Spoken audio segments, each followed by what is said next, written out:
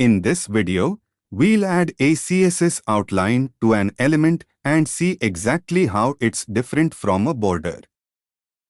Before we touch any code, here's the whole idea in a few facts. An outline draws a line outside an element's border without affecting layout. It never changes that element's size or position, and it's the standard way browsers highlight a focused, accessible element.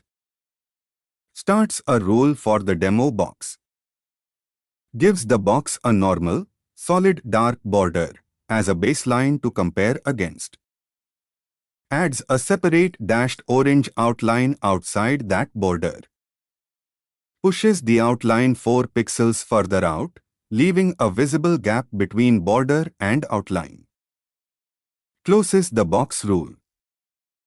Starts a rule that only applies while the box is focused, for example by tabbing to it with a keyboard. Switches the outline to blue only while focused, a common accessibility pattern. Closes the focus rule.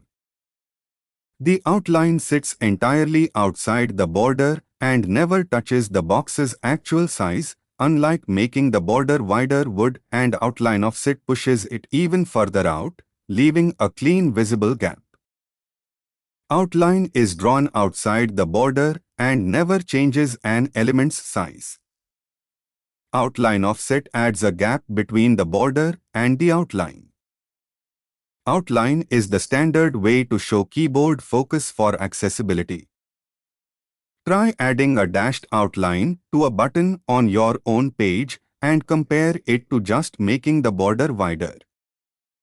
Now go add an accessible focus outline to your own project.